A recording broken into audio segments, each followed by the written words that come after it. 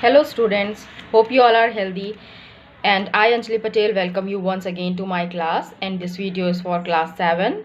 Today we'll continue our chapter Inside Our Earth, in which we'll discuss the topic sedimentary rocks, metamorphic rocks, and importance of rocks and rock cycle. But before that students, I have given you some homework questions in our last class which we will discuss. So let's discuss the answers of homework questions first, then we will start our topic. Okay students, so let's start with the first homework question, that is name two intrusive igneous rocks. And the answer is granite and gabbro are some examples of intrusive igneous rocks. The next homework question is what are sediments? And the answer is the word sedimentary comes from the Latin word sedimentum, which means to settle down. Rain, wind, ice, plants and animals breaks rocks into sediments. These sediments are carried away by running water, wind and ice and are deposited in depressions. Now, the next homework question was what are the primary rocks? So, the answer is the word igneous comes from the Latin word ignis, which means fire. These rocks are called igneous rocks because they were formed by the cooling of molten magma. They are also called primary rocks because these were the first to be formed and all other rocks are made from them. The next homework question is what are the three main layers of the earth? Explain in brief. Crust is the thinnest of all the layers of earth. It is also called lithosphere as it is a sphere of solid rocks and soil which supports life. Next one is the mantle. The mantle is just below the crust and extends up to a depth of about 2900 km below the crust. At the depth of about 100 to 250 km, the mantle is partially molten. The core is the innermost layer of the earth and has a radius of about 3500 km. It is most inaccessible layer lying around the center of the earth. Now, we'll start with our first topic of today, the sedimentary rocks. In our last class, we discussed about the sedimentary rock. What are sedimentary rocks? The word came from sedimentum, which means settle down. Rain, wind, ice, plants and animals break rocks into sediments. So when igneous rocks break down into pieces because of factors like rain, water, ice, these sediments carried away by running water and wind and ice and get deposited at a place, and then layers of rocks are formed, and these are called sedimentary rocks or stratified rocks. They are formed from other rocks, from the primary rocks. That's why they are also called secondary rocks. These rocks are very soft and porous. They are usually formed under water. They have wave-like patterns because the layer get deposited under the water. That's why on these rocks a wave-like pattern can be seen and mud cracks on the surface of the rocks. Many animals and plant remains were trapped in between the layers of the sedimentary rocks, and because of animal and plant remains, these rocks are very useful and good sources of fossil fuels like petroleum, coal and natural gas. Sandstone, salt, iron ore, limestone are some examples of sedimentary rocks. Characteristics of sedimentary rocks. There are over 700 different types of igneous rocks. Tuff is a type of rock which is formed from volcanic ash.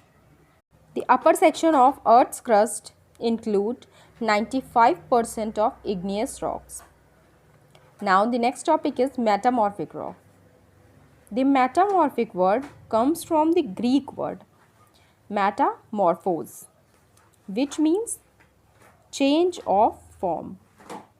Some rocks within the lithosphere experience some changes because of high pressure or high temperature. And when there is a change in rocks because of high pressure and high temperature, these rocks take a new form, and these rocks are called metamorphic rocks. They can be formed from either igneous rocks or sedimentary rocks. The minerals present in these igneous and sedimentary rocks also change their composition under extreme pressure and temperature, and this process takes a long time.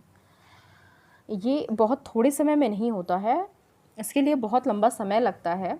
You can see the image. There's some examples of metamorphic rocks, that is quartzite, slate, marble, gneiss, schist, serpentinite. You can see another image in which, due to metamorphism, limestone changes into marble. So marble is made up of limestone. And there is one more image which show you that sandstone converted into quartzite due to process of metamorphism. Now, characteristics of metamorphic rocks. Most of the continental crust is made up of metamorphic rocks. They are very hard and have a high specific gravity. These rocks, after changes, remain in their original position, means they do not change their position. The changes take place at the same position. These rocks are not porous and they do not have layers or space between them. Importance of rocks. What is the importance of rocks? Why we need the rocks? So, the rocks are composed of various minerals, as we have discussed in our last class also. And these minerals are very useful. These minerals are copper, bauxite, iron, which we use in our daily life and are used in industries as raw materials. For example, iron and copper for to make wires, to make utensils, and so many uses. And raw material like limestone is a major raw material for cement industry. The next one importance is rocks are sources of precious stones and gems like diamond, which we use in our jewelry. Metals like gold, silver, platinum also used in jewelry, and fossil fuels such as coal and petroleum and so on. The next one is soil is made from rocks, and the process is called weathering. What is weathering? Weathering is a process in which rocks break down into small pieces, and these small or tiny pieces eventually turn into fine particles.